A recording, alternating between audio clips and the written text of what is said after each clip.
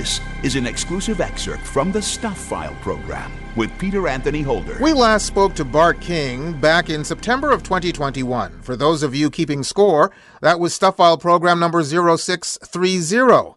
At the time, we talked to this most prolific writer when his book, Time Travel In, first came out. Well, hold on to your hats because Time Travel In 2 has just dropped. Once again, Bart joins us via Skype from Portland, Oregon. Hi, Bart.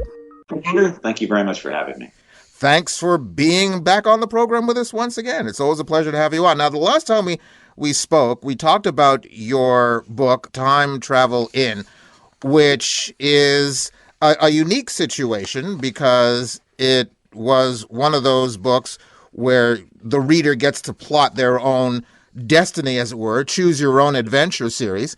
And at the time, I mentioned the fact that I was not necessarily familiar with them, and you said that you also had not written one before. So I'm just curious to know, now that you have your sequel out, was it easier to do now that you've successfully done one previously? So as a writer, typically a writer of fiction, one starts at the beginning, works through a middle. This is really technical writer talk, by the way, Peter.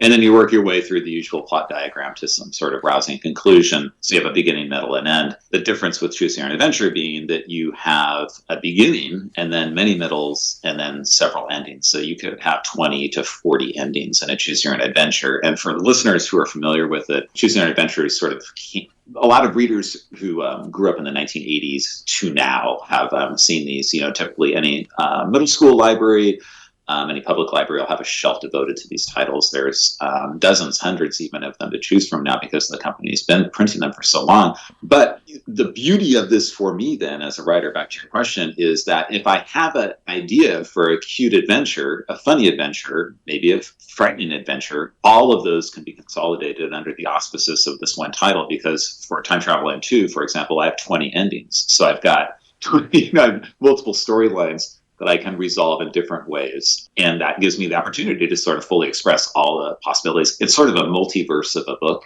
if that makes sense. Yep. And the protagonist is always you. So it's the rare story where it's written in the second person. And so the opening lines typically something like, you are, So, for example, the way this book opens is thusly, quote, thick snowflakes are falling outside the lobby of the Time Travel Inn. You are warm as you tie off one last friendship bracelet. But peering at all the white outside, you shiver, close quote. So the book continues in this fashion. And this isn't I shouldn't say normal, but it's not the typical way that books unfold. But in this case, it's been found to be sort of a gripping way to do a story, especially one where the reader is making choices as they go. So it does give the reader agency. There is a twofold choice at the end of each short chapter, which leads one to different parts of the story. You can always backtrack. If you've ever seen someone read a Choose Your Own Adventure, you see sometimes that they'll have multiple bookmarks or Post-it notes in the book, or they'll simply insert their fingers to where they left off last so they can backtrack quickly and maybe choose a different path moving forward. I'm just kind of curious because since this is a sequel to your previous book, did that cause any problems? Because let's be honest, in your previous book, you had so many different endings. So does that affect the way you begin this particular one? Well, I have been concerned that it was impossible to write a sequel to a Choose Your Own Adventure book for just that reason. But my editor pointed out that in a number of the endings in Time Travel In 1, which wasn't called 1, just Time Travel In, the protagonist and her two sidekicks, Damien and Trent, do make it home safely and in one piece. Not in all of them, but in some of them. And given that, we could just kind of have a general reset that just starts maybe 2 weeks after the final events of the first book. The protagonist, in this case, her name's Astrid, is armed with the basic knowledge of where she is and what's happening, and you just pick it up from there. So it turned out to be surprisingly easy, despite the fact that it seemed preposterous. How soon, and again, I have not read any of these Choose Your Own Adventure books, so how soon does it fork off into various directions? Is it in chapter 1? Is it in chapter 2? Or when? Yeah, no, an astute question. And I'm just still overcoming my shock that you haven't read these, Peter. I mean, I'm totally joking. It happens immediately in the first chapter, and so the first chapter lays out you have two choices, and from there that sets a basic kind of bifurcation in the book. You can have, if you can imagine, there is a for people familiar with the titles, there is a diagram on the back of the books that actually is a schematic of the plot diagram. It doesn't label the events, but you can see it almost looks like a circuit board. How's that for a stirring a way to get people interested? Looks like a circuit board, and you see these different branches going off. And so the first chapter, and every chapter in the book, rarely exceeds maybe 6 pages, with or without illustrations. And then there's a fork in the road. And so the choice is presented at the conclusion of that opening chapter, which sort of makes the stakes clear. In any story, one could argue, and in a Choose Your Own Adventure, certainly, there is a goal or an aim or a desired outcome for the protagonist, the reader in this case. And so that could be trying to solve a mystery, or it could be trying to escape from evil henchmen who are pursuing you. There's a number of things, but there's a driving. So the opening chapter is a way to sort of introduce that driving question, that driving force of the narrative, and then from there we're off. By the way, the last time we spoke, back in September of 2021, when I mentioned at that time that I had never read a Choose Your Own Adventure series, you were very, very quick to point out the fact that I was too old when they first came along. So, and I haven't forgotten that because, anyway, so that being said, daggers, diversion. Yeah. So that being said, what are the age groups, generally speaking, for a Choose Your Own Adventure series novel? Yeah, I guess one imagines readers being in the 9 to 12 age range, 9 years old to 12-year-olds, but certainly precocious readers of a younger age, like maybe 8-year-olds read.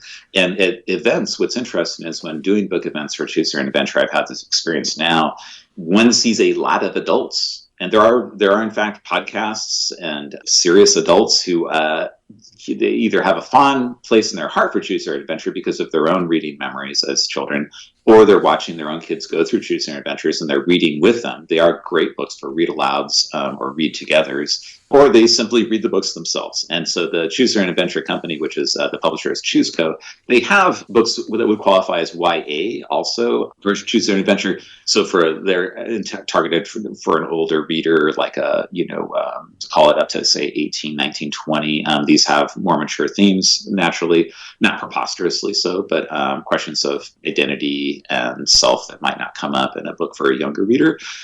Just briefly, I had an event that I did in a store, essentially a toy store / comic book store, and Lou Ferrigno of the Incredible Hulk fame.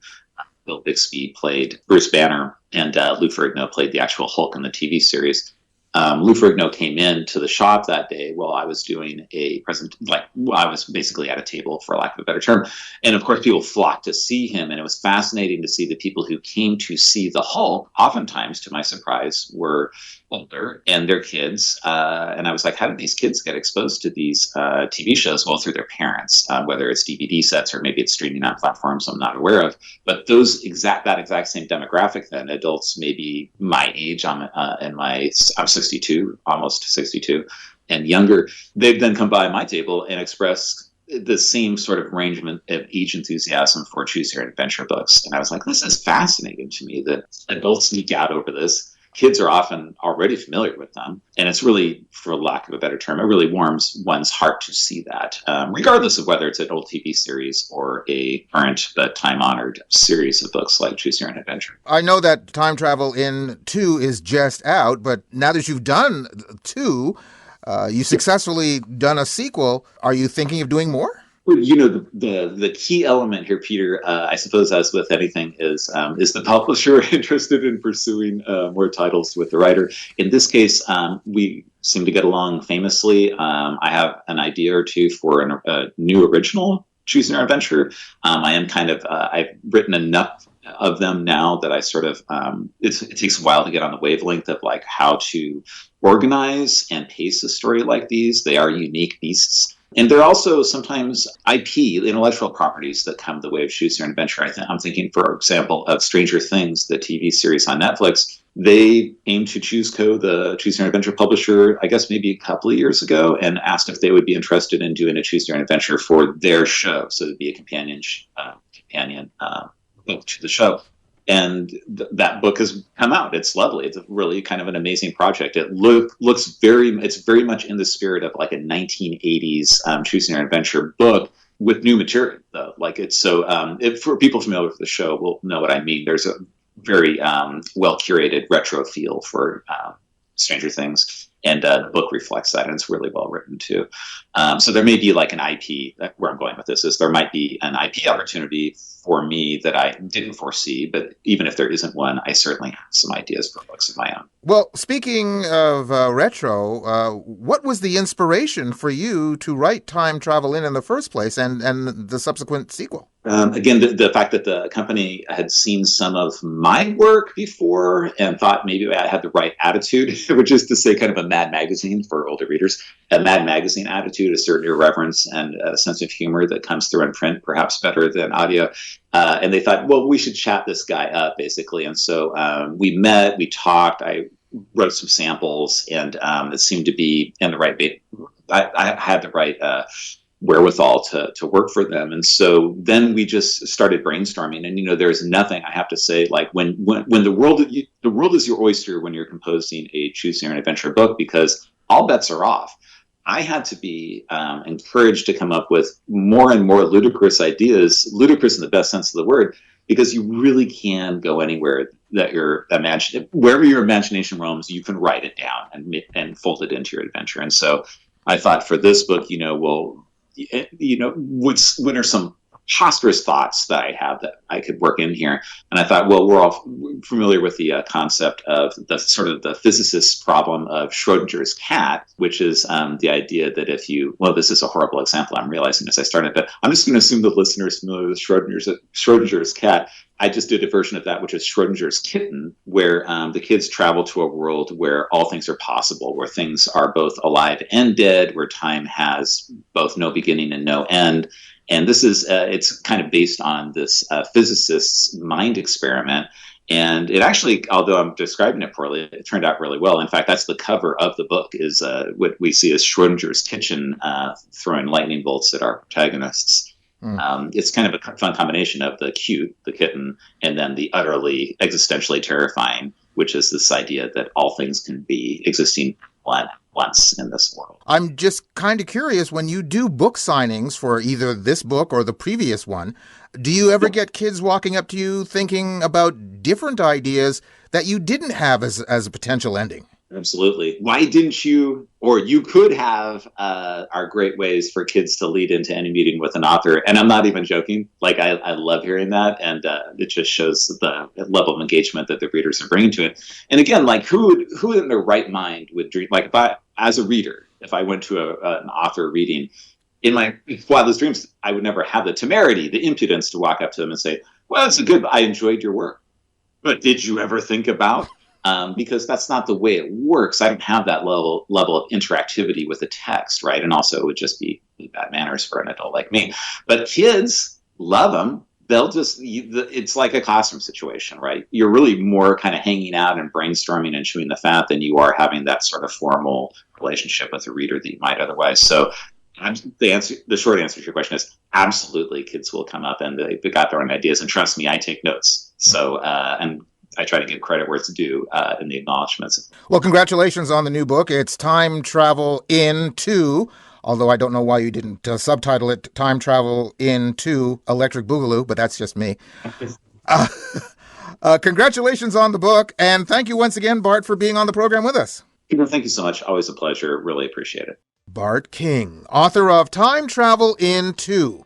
You can go to my website at thestuffile.com to the page for this show, which is show number 0752, and you'll find links to Bart's website, plus links to either Amazon.com or Amazon.ca, where you can order his book directly. You've just heard an exclusive excerpt from the Stuph File Program with Peter Anthony Holder. To hear any or all of the full hour-long shows, visit thestufffile.com.